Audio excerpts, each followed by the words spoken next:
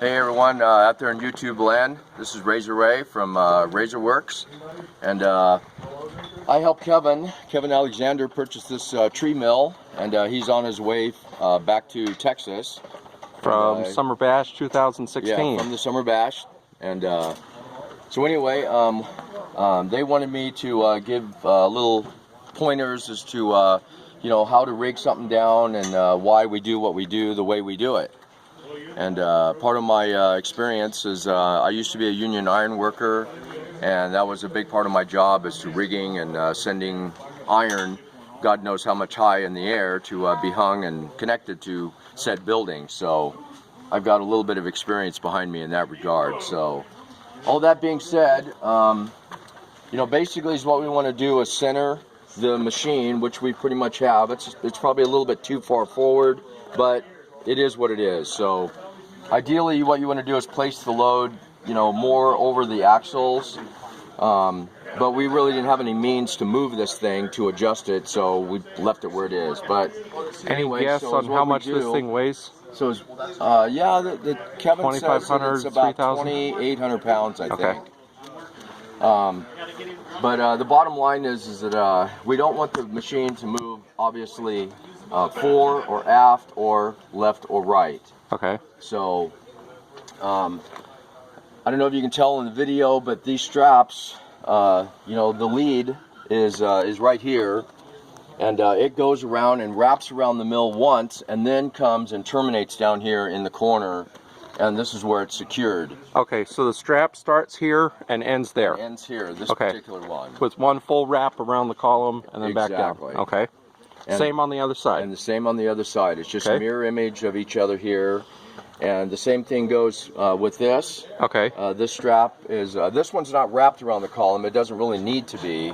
Okay. This one is secured. You can see the cardboard buffers here to keep the strap from cutting on a metal surface. Okay. If there's any vibration, any slight movement or whatever as he's driving down the road, this will chafe and eventually you'll lose the strap. Okay.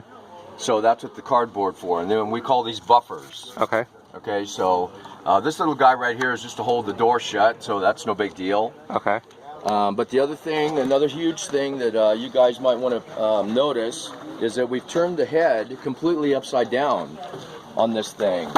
And the reason why is you don't want this great big mass sitting up here, you know, jarring and you know, moving, possibly moving as it's traveling down the freeway. So we invert the head a full 180 degrees, and we bring the table up to the head, and we put a piece of dunnage or wood between the two surfaces, so we don't have any issues with that. And all this does is this stabilizes the whole machine. It centers the lower of gravity, so there's none of this big yaw effect when you're going around turns and so forth. So other than that, the only other thing that you might want to pay attention to is on the connection points. This being an angle iron trailer frame, you want to make sure that the hook, when you hook the hook into the material, the frame, is that the tension is pulling into a corner. Okay. Or pulling up on an edge. You never want to take the strap, for an example, take this and wrap it around the frame and connect it here. So in other words, you don't want to hook here, come up and strap is hard on this surface right here, and come up and lead out to the machine. Okay. The reason why is because that again is a wear point. If you have no alternatives, then you use the cardboard buffers. Okay. To protect the strap from chafing and so forth. Okay. Other than that, we've got 6 points of tie down on this thing. We've got one going that direction, one coming this way to the rear of the trailer, and then one to the left and one to the right. Okay. So this machine is basically all the way down. Good to go. Okay. One other quick question. How does somebody know how much actual force to put on the piece of wood? Basically, all you want to do here is, like I said, once you bring the knee up to meet the head, just give it enough to where you can't push the wood. Okay. But not so much that you're crushing it either, because you don't want to put pressure on all of this assembly up here. Okay. It's just, all this is just a support. These two pieces are supporting themselves. Okay. And you have the X locked Oh yeah, on the we have Y? every conceivable movement On the this machine lock. Okay. is locked down. The table, the ways, the knee, everything, the ram up here, Okay. everything is completely locked down. And I also noticed that you guys pulled off all the handles so that way you don't lose them. Yes, exactly. I don't think Kevin had the actual Yes, he did have them on this morning. the screws. Yes. Okay, to hold the handles on. Well, yeah. So that's not really necessary to remove the handles, but it's a good practice. Depending on how far you're going. If you're only going 5 miles down the road, then leave them on there. Yeah. If But you're going he's all the way going across the from- country, then take them off. Yeah, because he's going from Southern California out to Dallas, To Texas. Dallas, Texas, I believe. Yeah. So just a little bit of driving. So Right.